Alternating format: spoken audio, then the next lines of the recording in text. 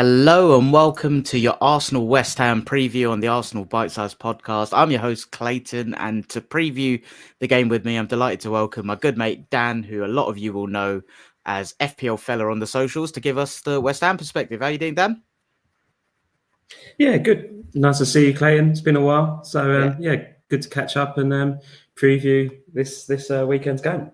Yeah, it has definitely been a long time. I was trying to think the last time we saw each other. It was probably an FPL meets or something. And do you want to give a little plug for that? I don't know if you're still doing them, because I know Nima's having a little hiatus at the minute, but I don't know if FPL meets is still going. We have got one scheduled for the 8th of March. Normal venue, Thirsty Bear, kind of in between Waterloo Station and Southwark Station. I can't remember the exact address off the top of my head, but 12 noon, 8th of March. I think there's a full schedule. I think there's even an 8 o'clock game that day. So, it should be a good one. And we usually get kind of 20 to 30 FPL managers there. So, if you're free on Saturday, 8th of March, pop along and we'll look after you. Yeah, gonna have a look at that. If anyone that's not been before, they're so good. It's just I know it's branded FPL meets, but any football fans just go along. It's just a chance to kind of meet like-minded football fans, watch all the football, have a few drinks. It's great fun. Check that out if you fancy it.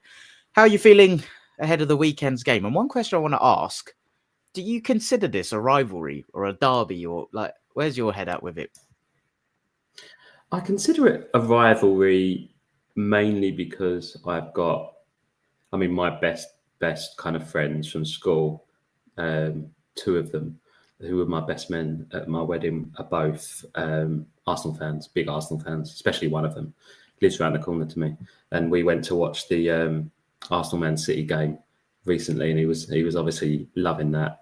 I consider it a rivalry just because I think the close proximity to kind of, obviously, where I live in Essex at the moment. Used to obviously live closer to London.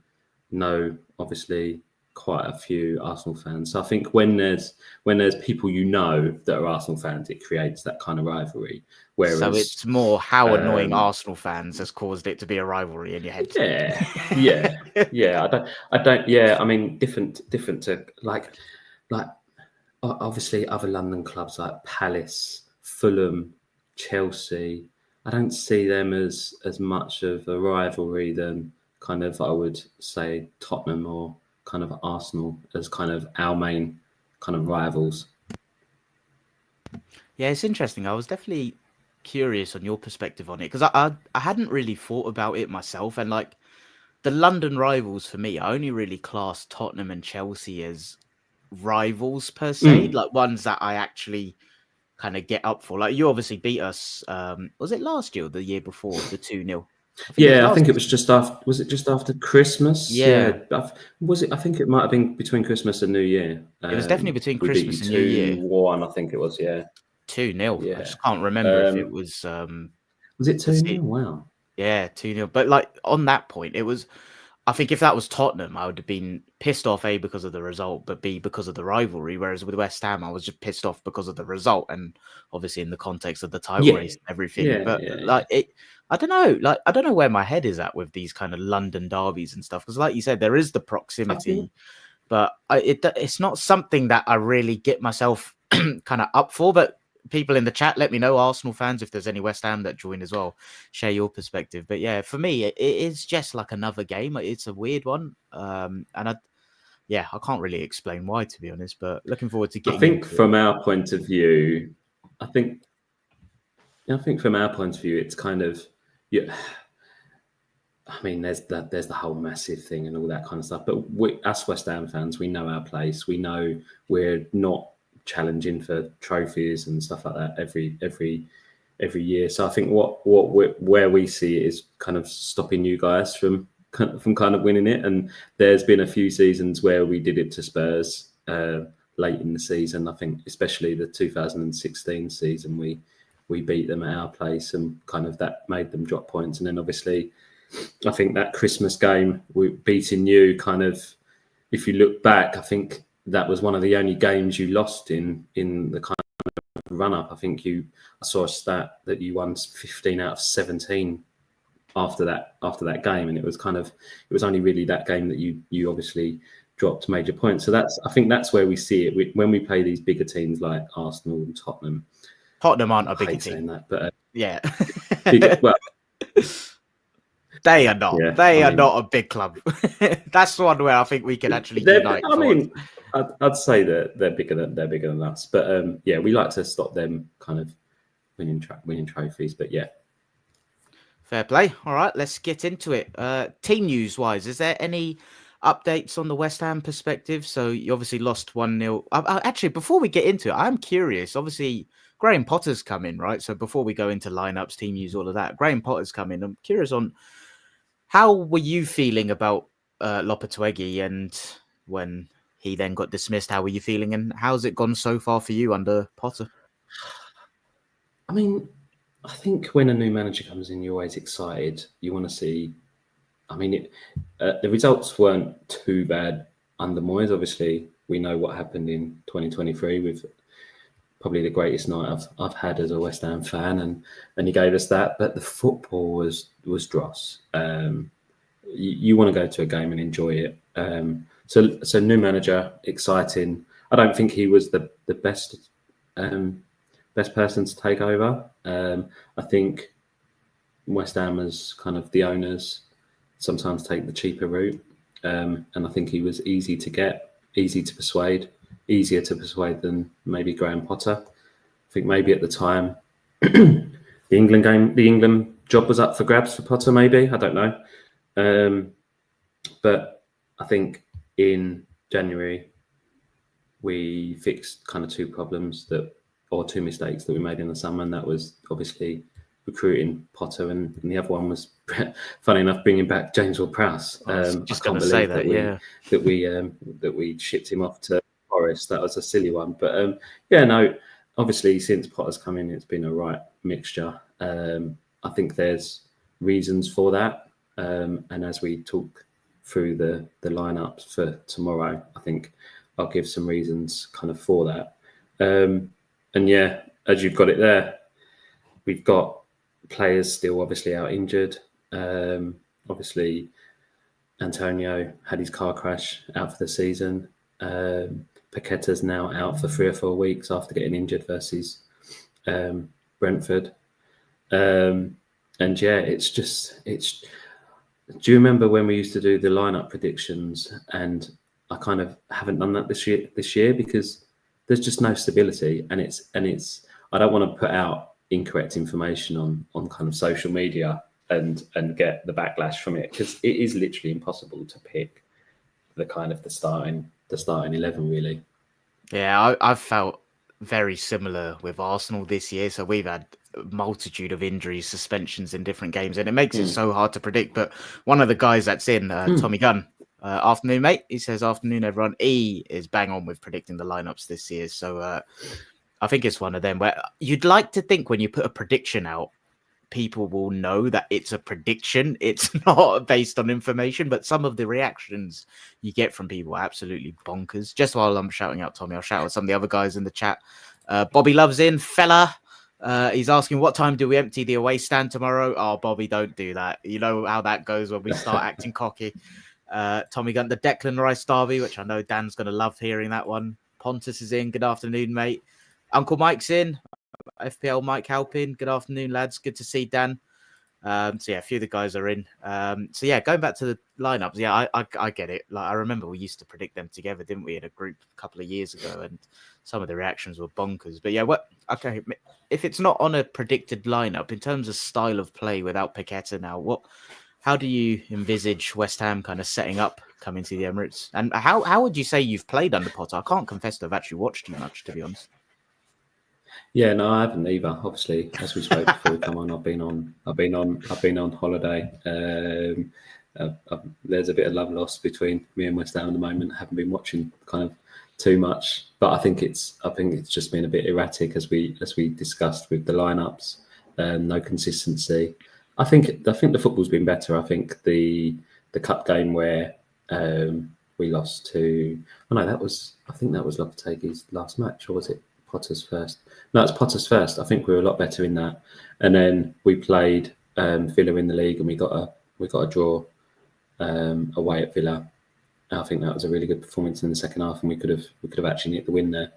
But then we played Palace, I think, a couple of weeks ago, and that was dross, really. So yeah, it's just inconsistency, really.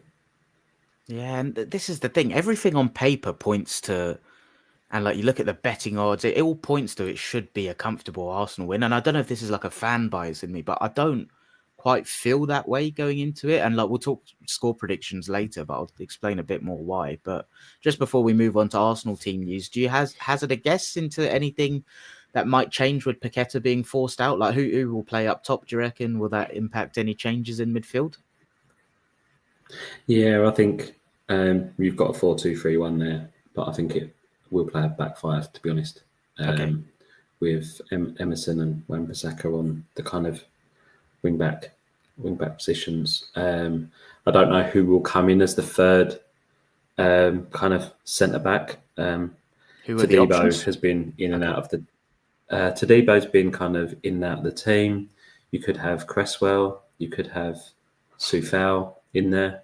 So it'll be one of them three, I guess, in a kind of back three, and then Emerson and Wan-Bissaka on the two wings. And then, yeah, probably Bowen spearheading the attack if I guess if Potter doesn't feel Evan Ferguson's kind of ready to start. And then kind of a mixture of the other four, really.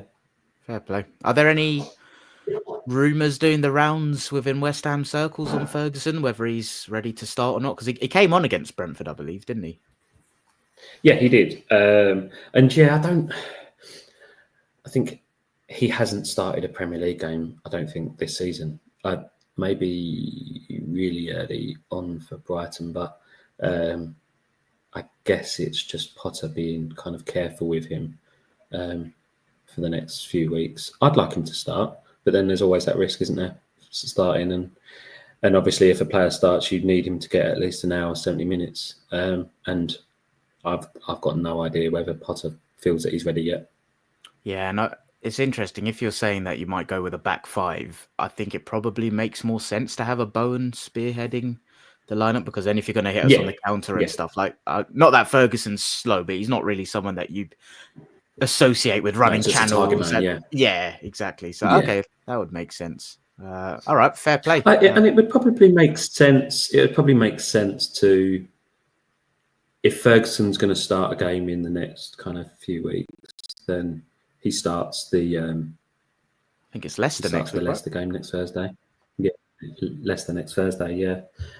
So I think Potter might be kind of looking at that as a home game. Get the fans cheered up. Ferguson's first start could work. Yeah, makes sense. On the Arsenal front, team news wise, there's not much to report actually. Team news wise, Ben White was back in the squad against Leicester, but didn't come on. But Arteta said he is ready to contribute. He did say like whether he's ready to start or not is another question. The other thing is, I mean, I'll talk through my lineup kind of question marks in a second, but on team news wise, Arteta was asked whether Martinelli or Saka will be able to contribute against PSV, who we've drawn in the Champions League, and he said Martinelli's slightly ahead of Saka in terms of that, but it's still one where, in terms of right now, it's so hard to update what's going on, so just got to take it week by week. But everyone else that was unavailable remains unavailable. He spoke a little bit about Tomiyasu. He's had a knee surgery, but in terms of new updates, not many. Ben White was back in the squad last week. He should be able to play. In terms of lineup selections, there's a couple of question marks in my head. I think the obvious one, and guys and girls in the chat, let me know, do you think it will be Merino up top? Because he obviously came on against Leicester, got the 2 goals. I've seen some divided opinions this week on whether he rolls out the same front three of Sterling, Trossard, Nwaneri, or if he just goes for it with Merino. I'm slightly unsure myself, but yeah, I've got some thoughts I want to run through. We've got Forest away midweek next week, and I don't know how much that will be playing in his head at the minute as well, him being Arteta. And Lewis Skelly, Calafiori, I think there's a bit of a question mark there for this game. Yeah, they're the main ones, but my thought process on Merino is the front three of Sterling, Trossard, Nwaneri, it just didn't work. And like, I don't know if you saw the game against Leicester. We were poor. Like we were really, really poor until Marino came on. And Sterling was awful. Trossard was ineffective, but then as soon as he moved out wide, Marino came up top. It was only 20 minutes, but it looked better. My only hesitation on whether he goes for it again is if we start with Trossard, Marino, Nwaneri, and it's not going well, who do we bring on then? It's only Sterling. And if you're trying to win a game from a point of either drawing or losing, Raheem Sterling off the bench isn't really the greatest option, is it? Whereas I think if you... Oh, go on. Sorry. Yeah, I mean, as a football manager, surely you start with your best team, right? And this is your best team. And versus Leicester, it looked as if your best team was the last 20 minutes against them, or I guess it was the last 10 minutes, really. And you try and win the game. You try and win the game in the first half, as Bobby said. Try and empty that away stand, and then you bring Sterling on. I guess the risk is that you start the team that you've got there. We break against you and get a 1-0 win, and then in the second half you've got to bring Marino on in the last 20 minutes, half an hour, to try and claw something back. That's me with my positive kind of head on as a West Ham fan. But I guess you just start with what was working against Leicester, and that was starting Marino. And that's the flip side of my brain, and where I definitely am privy to overthinking things, and I think that's exactly it. Sometimes you just go with your strongest team, and I think that is exactly that. You just go Marino up top, Trossard on the left, Nwaneri on the right. In terms of the left-back dilemma, it was more thinking, again, possibly overthinking. I didn't actually think Miles Lewis-Skelly had his best game in possession against Leicester. He made a crucial interception, which was really good. But again, like, what are we lacking with the lack of attackers at the minute? It's goal threat, right? And I think that's what Calafiori brings. So I don't know, just think... I look at Lewis-Skelly as a bit more of he's a midfielder playing left-back, whereas Calafiori is an attacker playing left-back. And I do wonder if there's an element of he'll look to add goals from that position. And is West Ham a game where we can kind of reduce the amount we need to control in the first phase with Lewis-Skelly and go for a bit more risk with Calafiori? Possibly. I think with West Ham Saturday, Forest Wednesday, I don't think it's impossible that we see a change there. But if I had to put a predicted lineup out right now, it would be the same as last week, but one change with Marino in for Sterling and Trossard going out to the left and Marino up top. So, I think go for it. I think that back four there will. I think that back four will have a pretty easy game tomorrow, to be honest, Clayton. So that's all I'll say. Fair play. We'll talk through that in a second as we go into score prediction. Just a couple of comments from guys in the chat. Rookies in. If they play a back five, we beat them. Back five limits West Ham attack seriously. Please play that. Uncle Mike said he thinks Marino will start. Tommy's also said that need that lump as a focal point. He said earlier, fingers crossed for Marino up front. That being said, it wouldn't surprise me if we stick with Sterling. Pontus is 60-40 towards Marino. I think I'm the exact same. I'm 60-40 towards Marino. But if the lineup dropped at 2 p.m, well, it's 1:45 p.m. now, isn't it? Tomorrow, and we saw the same front three, I would not be surprised. But yeah, I'm 60-40 towards Marino as well. Uncle Mike has said, "Is Dan wearing his half and half shirt tomorrow? Are you?" Yeah, there's a story behind that. It's a WhatsApp group that I'm in with Mike, and I own 2 half and half scarves. What ones are they? Wait, scarves or shirts? Scarves, never a shirt. But I own a West Ham Juventus one from the first game at the London Stadium, which was West Ham versus Juventus. And then the second one is a West Ham Liverpool one. And do you know why? I've got a West Ham Liverpool half and half scarf. Do you want to share it, or do you want to keep that private? No. My wife's a big Liverpool, or my wife's side of the family is a big Liverpool fan. So yeah, I think we went to a game once and bought it as a love. Half scarves, understandably and obviously, have their criticisms, right? But like when it's the reasons you said, I actually don't mind that. Like if you're not going to go out and wear them, and it's just like you've got it in a room somewhere. Like the West Ham Juventus one, you said it was the first game at the London Stadium, right? Like I can kind of understand that. Like I'm trying to think, if Arsenal's first game that I went to was like Arsenal Real Madrid, I would not mind having a half scarf in my house. Yeah. Yeah. But would you ever see me wearing it out in public? Absolutely not. Oh no, I'd never wear it. Yeah. No, fair play. And I think the last game I actually went to, I think as someone was walking in with a half and half scarf, the steward was actually like saying to them, like, I don't know how you like hide the red side of it or something. It's like, well, why allow them to be sold? It's just ridiculous. Yeah, it's all merchandising and money making nowadays in football, isn't it? But yeah, onto the score predictions before we get out of here. Again, everyone in the chat, let us know what you're thinking. Rookie, let me know what the score was. You said you think we'll beat them comfortably if they play a back five. Dan's predicting a back five. So what do you reckon the score will be? Dan, you said you think the Arsenal defence will have a bit of an easy day. Yeah, I guess does that illustrate where your head's at? I know Sudra on Planet FPL last week was saying that he thinks it will be fairly comfortable for Arsenal. I've not caught up with him as the week's gone on to see what he's thinking, but where's your head at ahead of the game? I think it will be a comfortable game for Arsenal, but I don't think it will be a battering. No 6-0, 5-2 this time, no? No, I don't think so. I think it will be. I'd like it probably 2 or 3-1. I'd say. I'd like to say we can kind of nick a goal, especially for my FPL team as I've got no Arsenal players. But yeah, I'd like to. I don't think it'll be a drubbing. I don't think he'll get more than 3 against us, especially with that back five. Rookie's obviously saying, "Oh, even with a back five, we'll smash them." That's kind of fair enough. I'll take that. But I think we'll kind of start your attack. Obviously, you're struggling with a focal point up there. I just think we'll have enough back there to kind of, and I think that they're a lot more organised now than they were kind of early in the season. We don't seem to get kind of a lot of goals kind of scored against us recently. So yeah, I'd go for kind of, as Tommy Guns just said, and a lot of people in the chat, kind of 2-0, 2-1, 3-1, that kind of scoreline. Yep, you said it. Tommy's gone 2-0. Gabriel with a goal is 4th against the Hammers. Yeah, he does like a goal against West Ham, don't he? Pontus has also gone 2-0. Uncle Mike 3-1. Do you know what?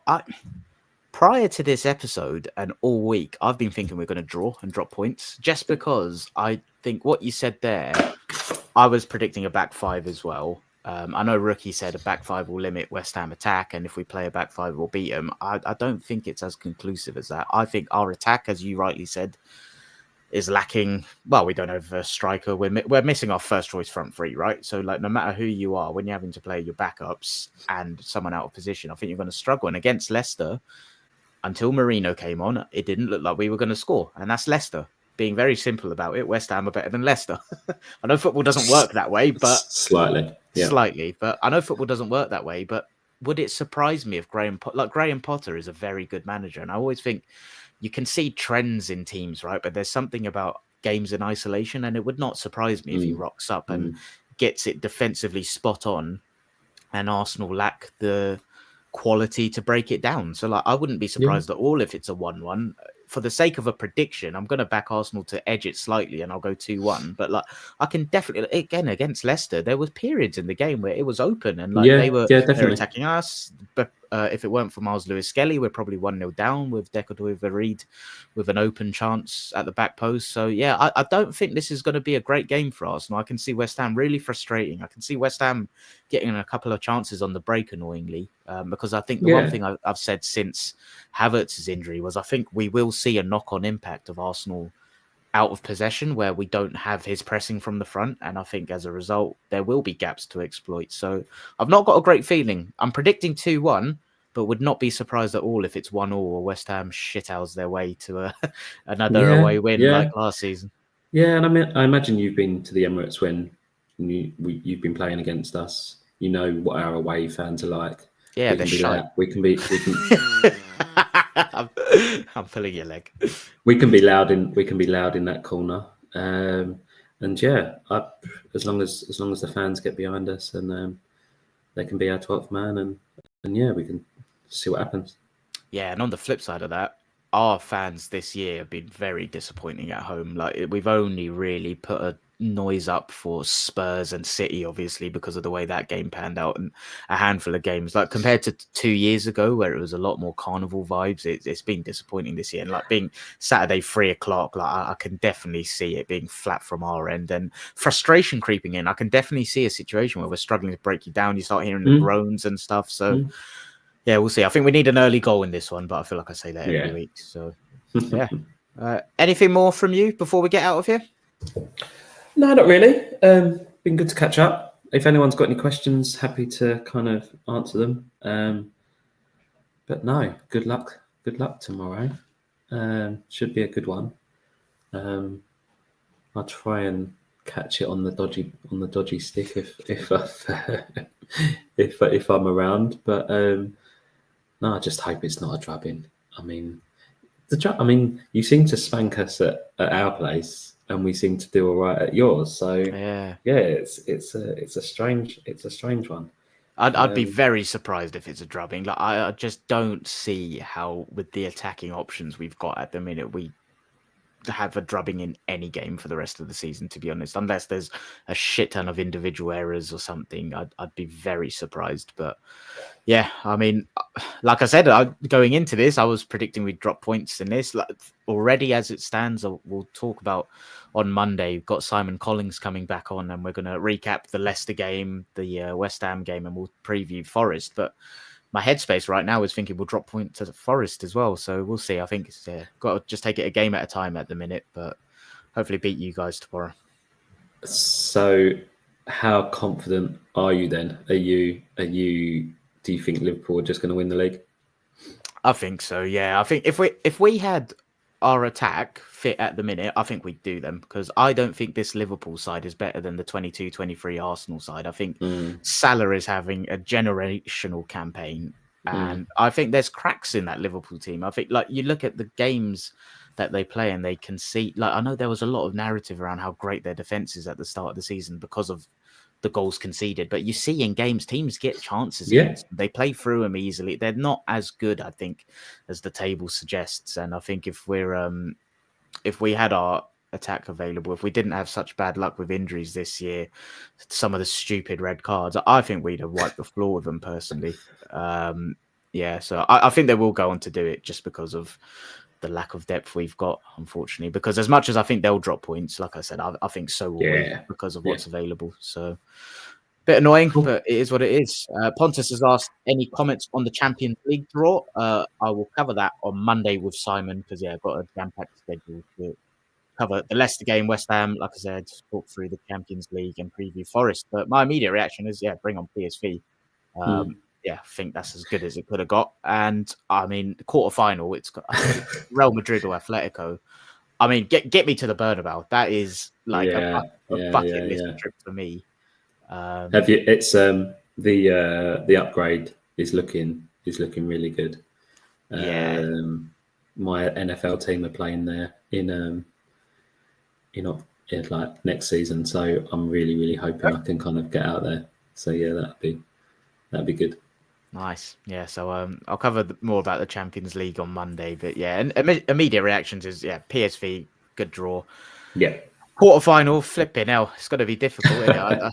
But if we get through that, though, then Jesus Christ, you never know. But we're one game at a time. And just what Mike said to see it out, actually, nerves are creeping in for Liverpool. Definitely agree. Like, I think the way their fans are handling this at the minute is hilarious. Like, you can definitely see them getting nervous with the drop points, and they're already working out the maths of like the gap to Arsenal. And I'm like, are you really that concerned about a front four of Sterling, Trossard, Waneri, and Marino? Like, again, if it was the other way around, I'd be so like, we'll win it comfortably. But I don't think they're as good. But unfortunately, I think they're going to have enough to go on and do it. But we'll leave it there. Thanks everyone for watching.